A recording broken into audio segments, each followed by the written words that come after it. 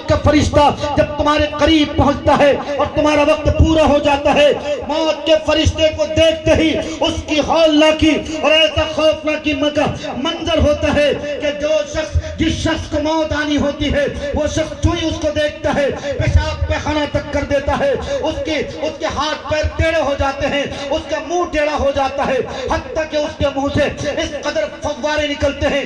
تم نے دیکھا ہوگا اس سرجہ پوری زبان میں جس کو تم گجوانی کہتے ہو اس قدر بہنے لگتے ہیں۔ بزرگوں ساتھیو، جب ہم سب کو یہ معلوم ہے، اسٹیج کیوں خالی ہو رہا ہے بھائی؟ اسٹیج کیوں خالی ہو رہا ہے؟ جتنے شعراء ہیں میں ان سے گزارش کرتا ہوں بھائی اللہ کے واسطے آپ سب اسٹیج پہ آ جاؤ، ورنہ یقین جانو میں بھی دعا کرا کر کے سب کو گھر بھیج دوں گا۔ آپ سب سے گزارش ہے، جتنے شعراء ہیں سارے حضرات سے گزارش ہے، جو لوگ چلے گئے ان کی بات الگ ہے، لیکن اللہ کے واسطے صرف نعتیں سننا اور اس پہ عمل نہ کرنا یہ کوئی دین اور یہ کوئی اسلام نہیں ہے۔ بزرگوں ساتھیوں، میں نے آپ سے شروع میں ہی بات کہی، بیماری جتنی بڑی ہوگی ویسے ہی دوائیاں تجویز کری جاتی ہیں۔ آج ہمارے سماج میں جو برائیاں پنپ رہی ہیں، شادی کے موقع پر ہمارے چچا ولی احمد نے بہت اچھا کام کیا ہے، میں مبارکبادی دیتا ہوں ان کو، ان کے صاحبزادے جناب شعیب صاحب کو، کہ واقعی انہوں نے یہ میری محبت کی لاج رکھی، اور میں نے ان سے کہا کہ آپ ایسا کرنا کہ ایک پروگرام رکھنا دین کی نسبت سے کچھ بات ہو۔ میں تو چاہ رہا تھا کہ 10 ساڑھے 10 بجے کا وقت ملتا اور تھوڑی دیر آپ کے سامنے کچھ باتیں ایسی رکھی جاتی، لیکن بہرکیف ہمارے شعراء اسلام دور دراز سے تشریف لائے تو ان کو موقع ملنا تھا، ہمیں تو آپ بارہا سنتے رہتے ہیں۔ لیکن بزرگوں ساتھیوں، پوائنٹ کے طور پہ میں ایک بات بتا رہا ہوں، میں نے قرآن کریم کی جو آیت آپ کے سامنے پڑھی ہے، نساؤکم حرث لکم فأتوا حرثکم انا شئتم وقدموا لانفسکم، آپ ذرا سا اس بات پہ غور کرنا۔ آج ہماری نوجوان نسلوں کا کیا حال ہے؟ وہ گناہ کرتا ہے اور گناہ کو دوسروں سے شیئر کرتا ہے، باقاعدہ یہ کہتا نظر آتا ہے میرے پاس 2 گرل فرینڈ ہے، میرے پاس 3 گرل فرینڈ ہے۔ ان سے پوچھو تم شادی کیوں نہیں کرتے ہو، شادی کیوں نہیں کرتے ہو، یہ کہتا ہوا نظر آتا ہے۔ ابھی ہم پیر پہ کھڑے نہیں ہوئے، بتاؤ شادی کی جب کوئی بات کہتا ہے یہ بات ذرا سے تمہیں عجیب سی لگے گی، لیکن بزرگوں ساتھیوں یہ ایک حقیقت پر مبنی بات ہے جو میں آپ کے سامنے رکھ رہا ہوں۔ جب کوئی تم سے شادی کی بات کرتا ہے تم باقاعدہ یہ کہتے نظر آتے ہو کہ ابھی ہم پیر پہ کھڑے نہیں ہیں، لیکن تم یہ تو بتاؤ کہ شادی کرنے کے لیے پیر پہ کھڑے نہیں، زنا کرنے کے لیے 3 لڑکی 4 لڑکی 5 لڑکی کو ٹہلانے کے لیے تم کیسے پیر پہ کھڑے ہو سکتے ہو؟ اور تم نے کیا سمجھ رکھا ہے کہ تم نے اگر غیروں کی بیٹیوں کی عزت کو نیلام کرنا چاہا، تم کیا سمجھتے ہو آئے تم کسی کی ویڈیو وائرل کرتے ہو، کسی کے ساتھ تم اپنا ریلیشن بناتے ہو، سمبند بناتے ہو، پھر اس کے بعد اس کو ویڈیو وائرل کرنے کی دھمکی دیتے ہو اور اس کے ساتھ اس کے جسم کا دھندا کرتے ہو۔ خدا کی قسم نوجوانوں، بے غیرتی کی وجہ سے تمہارے اندر چونکہ ایمان ختم ہو چکا ہے، ایمان ختم ہو چکا ہے، اس لیے تم اتنی گری پڑی بات کر رہے ہو۔ آج جسے دیکھو غریب کی لڑکی کی عزت کا نشانہ بناتا ہے، غریب کی لڑکی کو ٹارگیٹ بناتا ہے۔ خدا نہ خواستہ اگر کسی غریب کی لڑکی کے ساتھ کوئی اپنا ایک بار سمبند بنا لیتا ہے تو پھر اس کو اپنی زندگی کا رکھیل بنا لیتا ہے، ہر وقت اس لڑکی کو ٹارچر کرتا ہے، اس کو دھمکی دیتا ہے کہ اگر تم میری بات کسی سے کہو گی تو تمہاری بات شیئر کر دوں گا، تمہاری ویڈیو شیئر کر دوں گا۔ اور میں ان نوجوان ساتھیوں کے ساتھ ساتھ میں دردار ماں بہنوں سے بھی کہنا چاہتا ہوں، چونکہ سب سے زیادہ شادی بیاہ کے موقع پر عزت کا سودا کیا جاتا ہے، عزت نیلام کری جاتی ہے، عزت بیچی جاتی ہے۔ یہ حوا کی بیٹیاں، یہ فاطمہ نام رکھنے والی کنیزائیں، یہ فاطمہ نام رکھنے والی لڑکیاں باقاعدہ باجرہ مستانی پہنتی ہیں، یہ نیٹ کے ڈریسز پہنتی ہیں، اتنا بھاری بھرکم لباس ہوتا ہے، تو ہاتھ سے پکڑ کر چلتی ہیں، اندر کیا پہنتی ہیں؟ لیگنز پہنتی ہیں۔ نوجوان لڑکے باقاعدہ اترا کر دکھتا ہے، للچائی نگاہ سے دیکھتا ہے، جس طرح کتے کے سامنے تم ہڈی رکھ دو یا گوشت رکھ دو، کتا لپک پڑتا ہے، کتا ٹوٹ پڑتا ہے اس گوشت کو کھانے کے لیے، ویسے ہی ہماری نوجوان بہنیں، ہماری نوجوان لڑکیاں اپنے عزت کا سودا کرتی ہیں، حسن کی نمائش کرتی ہیں۔ یہ شادی بیاہ کے موقع پر اتنا بھڑکاؤ لباس پہنتی ہے، پورے کپڑے لیٹ کے ہوتے ہیں، پورا ڈریس نیٹ کا ہوتا ہے، سینہ اتنا ٹائٹ ہوتا ہے کہ جسم کا انگ انگ نظر آنے لگتا ہے، پیٹ اتنی ٹائٹ ہوتی ہے کہ پیٹ کا سارا حصہ دکھنے لگتا ہے۔ آپ کہو کہ یہ کیسی باتیں ہو رہی ہیں؟ بزرگوں ساتھیوں، یہ شادی بیاہ کا موقع ہے اور یہ بے غیرت ماں باپ سے میں کہنا چاہتا ہوں، بے غیرت بھائیوں سے کہنا چاہتا ہوں، بے غیرت شوہروں سے کہنا چاہتا ہوں، تمہاری بیوی کو کبھی غیرت نہیں آئی، تمہاری بیوی کو کبھی شرم نہیں آئی، یہ شوہر کے پاس جاتی ہے، اتنا میلا کچیلا پہن کر جاتی ہے، اتنے بدبودار کپڑے پہن کے جاتی ہے۔ نبی علیہ السلام نے فرمایا جو کوئی بیوی اپنے شوہر کے پاس گندا کپڑا پہن کے جائے گی، گندا کپڑا پہن کر اپنے بستر پہ سونے جائے گی، پوری رات اگر اس کے شوہر کی طبیعت میں ذرا سی بھی خلجان پیدا ہو جائے، ذرا سی بھی کراہیت پیدا ہو جائے، پوری رات اس عورت پر اللہ کی لعنت برستی ہے، پوری رات اس عورت پر فرشتوں کی لعنت برستی ہے۔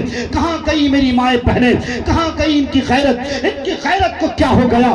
جب یہ شوہر کے پاس آتی ہے تو باقاعدہ میلے کچیلے کپڑے پہن کر آتی ہے، اور پھر کیا کہنے ان ہوا کی بیٹیوں کے، جب یہ شادی بیاہ کے موقع پر آتی ہے 4 بار دکھاتی ہے میری ساڑی کیسی لگ رہی ہے، بتاؤ نا میری سینڈل ساڑی سے میچنگ کر رہی ہے کہ نہیں کر رہی ہے، اور وہ کیا کہنے چوڑیوں کے جھنکار کا تو کیا کہنا، اس ڈریس کا اس سے میچنگ، اس ڈریس کا اس سے میچنگ، اور کیا کہنا جیسے ساڑی کا کلر ویسے ہی ہونٹ میں لپسٹک کا کلر۔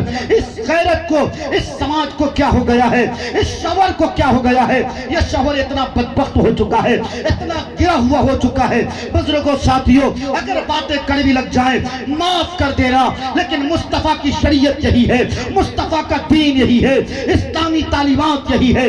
تم اپنی ماں بہنوں کو شادی بیاہ کے موقع پر آوارہ چھوڑ دیے ہو، تم نے صرف سن بہن کے ساتھ سن بھائی کا رشتہ بنانے کو مضبوط سمجھ لیا ہے۔ شادی بیاہ کے موقع پر لڑکا الحمدللہ بارات لے کے جاتا ہے، اور جہاں دولہے کا کمرہ بنایا جاتا ہے سب سے پہلے فیتا کاٹنے کا رواج، یہاں تک میں کوئی بات زیادہ نہیں کہوں گا، چلو ٹھیک ہے فیتا کاٹ دیا، دولہے کا کمرہ اچھی طرح سجایا گیا، اچھی بات ہے، نوشے کو سجانا چاہیے، دلہن کو بھی سجانا چاہیے، کوئی بری بات نہیں ہے، کوئی حرج نہیں ہے، خوب سجایا ہے، خوب سجاؤ، خوب سجاؤ، جتنے چاہو اتنے سجا لو، لیکن یہ بھی تو یاد رکھو دولہے کا جو کمرہ بنایا گیا ہے اس کمرے کے مطابق اگر کوئی خوشی کے ساتھ ابواب خرچہ میں 5000 دے دیتا ہے لے لو اس کو، لیکن کوئی 5000 نہیں لے گا، بلکہ فیتا پہ باقاعدہ لکھ دیتا ہے 10,551 ٹکا، اگر نہیں دو گے انٹری نہیں ہوگی۔ ہم نے دیکھا ہے بہت ساری شادی کے موقع پر فیتا کاٹنے کے چکر میں لڑائی جھگڑے تک کے ہو جاتے ہیں، لڑائی تک کی نوبت ہو جاتی ہے۔ ایک جگہ تو یہاں تک دیکھا کہ فیتا کاٹنے کے چکر میں اور پیسہ دینے کے چکر میں اتنے جھگڑے ہوئے کہ بارات دوبارہ واپس چلی گئی۔ کہاں گئی تمہاری غیرت؟ کہاں گیا تمہارا سماج؟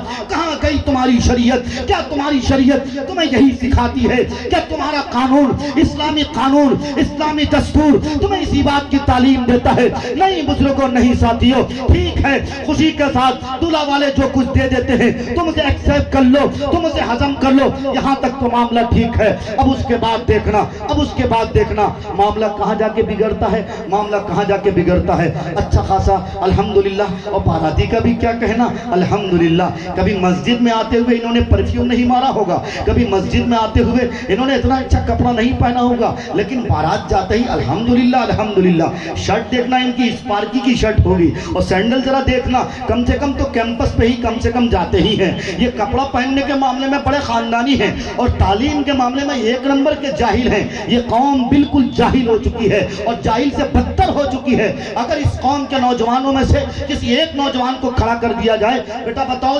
جنازے کی نماز کیسے پڑھی جاتی ہے، میں دعویٰ کر کے کہتا ہوں شاید کوئی نوجوان ایسا نہیں ہوگا۔ اگرچہ کسی کی اگر مدرسے میں پڑھائی ہو گئی میں اس کی بات نہیں کر رہا، لیکن 95% نہیں بلکہ 99% کوئی نوجوان ایسا نہیں ہوگا جو جنازے کی باقاعدہ طور پر نماز پڑھا سکے، نماز کی دعا بتا سکے، نہیں بتا سکتا ہے۔ لیکن الحمدللہ کیا کہنا، باراتی بہت اچھے ہیں، اسکارپیو میں جگہ کہاں چاہیے، آگے کی جگہ چاہیے، پیچھے کی سیٹ تو چاہیے ہی نہیں، ایک باراتی ہو۔ باراتی میں بھی دیکھ لینا الحمدللہ باراتی صرف 15 اور 20 ہیں، یا زیادہ سے زیادہ 50 ہیں، لیکن اسکارپیو کتنی چاہیے، کم سے کم 20 چاہیے، بیچ والی جگہ چاہیے، آگے والی جگہ چاہیے۔ اور اسکارپیو کے ڈرائیور کا بھی کیا کہنا، ان کو گانا چاہیے بھوجپوری والا، وہ گانا फुल साउंड में लगा देते हैं, रास्ता पर कमर इतरा इतरा के चलता है और उधर मोहतरमा इनके इस्तकबाल के लिए खड़ी है। वाह वाह क्या कहना, सुभान अल्लाह माशाअल्लाह, कैसा तुम्हारा समाज है साहब, हिंदुआना तुम्हारा समाज है। फिर कहते हो आरएसएस बुरा है, फिर कहते हो बजरंग दल बुरा है, फिर कहते हो विश्व हिंदू परिषद बुरा है, फिर कहते हो नू जल रहा है, फिर कहते हो मेवात जल रहा है, फिर कहते हो मणिपुर में आगजनी हो रही है, फिर कहते हो तुम्हारी मॉब लिंचिंग होती है, फिर कहते हो कभी जुनैद को मारा जाता, कभी नासिर को मारा जाता, कभी रकबर को मारा जाता, कभी पहलू खान को मारा जाता, कभी तबरेज अंसारी को मारा जाता। क्यों नहीं मारा जाएगा, एक एक करके सबको मारा जाएगा। तुम्हारी कुटाई तुम्हारी पिटाई मुकद्दर में तुम्हारी लिख चुकी है, इसलिए कि तुम बिगड़ गए हो, शरीयत से तुम्हारा रास्ता अलग हो चुका है। मेरे नबी ने फरमाया था आमालुकुम उम्मालुकुम, जैसे तुम्हारे आमाल होंगे वैसे ही तुम्हारे सरों पे जालिम हुक्मरानों को मुसल्लत कर दिया है। इसलिए तुम बिगड़ चुके हो, तुम यजीदी हो चुके हो, तुम मलूनी हो चुके हो, तुम्हारा समाज गंदा समाज, तुम्हारी सोसाइटी गंदी सोसाइटी, तुम हिंदुओं के रस्म और रिवाज के मुताबिक बाकायदा तौर पर अमल करते नजर आते हो। अल्हम्दुलिल्लाह यह हव्वा की बेटियां आयशा नाम रखती हैं, रुकैया नाम रखती हैं, जाहिदा आबिदा कानिता साइमा साजिदा जाहिदा नाम रखती हैं। और गाना कैसे गाती हैं, गाना कैसे गाती हैं, गीत कैसे गाती हैं, छप्पड़ फाड़ देती हैं, आवाज इतनी तेज निकलती है। और इनसे कहो निकाह के वक्त बोलो, 4 बार बोलता है काजी साहब, 5 बार बोलता है, यहाँ पर ही शर्माती है। और बॉयफ्रेंड से बात करने में अल्हम्दुलिल्लाह 1 नंबर पे वीडियो कॉलिंग पे आ जाती है। 2 दिन मुलाकात हुई, तीसरे दिन नंबर मिल जाता है, चौथे दिन वीडियो कॉलिंग पे बात हो जाती है, 5वें दिन बाकायदा सेटिंग हो जाती है, 6ठे दिन तुम देखना किशनगंज के किसी रेस्टोरेंट में नजर आती है, 7वें दिन अपने इज्जत का सौदा करती नजर आती है। और 1 महीने के बाद पता चलता है कि गर्भवती हो गई है। फिर क्या होता है, सरपंच आता है, मुखिया आते हैं, समिति आते हैं, मेंबर साहब आते हैं, ये सारे लोग मिलकर फैसला करते हैं। अब बताओ फैसला कैसे होगा, फैसला कैसे होगा, नहीं हो सकता है फैसला। तुमने जमीन में बिगाड़ फैलाया है, तुमने समाज को गंदा किया है, तुमने अपनी बहू बेटी को, यकीन जानो उनके लिए जो इंतजामात होने चाहिए, जो पर्दे का इंतजाम होना चाहिए, मर्दों तुम्हारी ठुकाई होगी। यकीन जानो तुम किसी के बाप हो, तुम किसी के भाई हो, तुम किसी के शौहर हो। नबी ने तुम्हें मुखातब करके कहा कुल्लुकुम राइन व कुल्लुकुम मसऊलुन अन रइयतिही। अगर बाप हो तुम्हारी जिम्मेदारी है बेटियों को अच्छा कपड़ा पहनाओ, पर्दा वाला लिबास पहनाओ, भड़काऊ लिबास पर पहनाओ। शौहर हो तुम्हारी नाराजगी इस बात पर होनी चाहिए, ए फलनवा की अम्मी तुमने ये साड़ी कैसे पहना, तुमने बलोच कैसा पहना, तुम्हारा पीठ भी दिख रहा है, तुम्हारी पीठ भी दिख रही है, तुम्हारा पेट भी दिख रहा है। और ये नौजवान लड़का टुकुर टुकुर करके देखता है, झांक झांक करके देखता है, कितनी अच्छी लग रही है, वाह क्या माल जा रही है। बेशर्म नौजवान है, ये बेगैरत नौजवान है, और ये शौहर उससे बड़ा बेगैरत है। इसको तो चाहिए कि ये चूड़ी पहन ले। अर्रिजालु कव्वामुना अलन निसा का तर्जमा तुमने सिर्फ ये समझ रखा है दाल में नमक कम हो जाए। तुमको डर नहीं लगता है, तुम्हारी अम्मी ने तुमको खाना पकाना नहीं सिखाया, मिर्चाई ज्यादा हो जाए, नमक ज्यादा हो जाए, तुमको शर्म नहीं आती है। ये माँ बाप की गाली बकता है, उकट उकट के रख देता है। अरे तुम्हारे यहाँ तरबियत क्या हुई है, तुम्हारी माँ खराब, तुम्हारी बहन खराब, तुम्हारी फुफ्फी खराब, तुम्हारी खाला खराब, सारे रिश्तों को खराब। जहाँ खराब कहना चाहिए वहाँ खुद तारीफ कर रही है, वाह मेरी जान कितनी अच्छी लग रही हो, बहुत सुंदर लग रही हो। अरे खाली तुम्हारे नजर में अच्छी नहीं लग रही है, बल्कि कितने भेड़ियों की नजर में ये आज अच्छी लग रही है।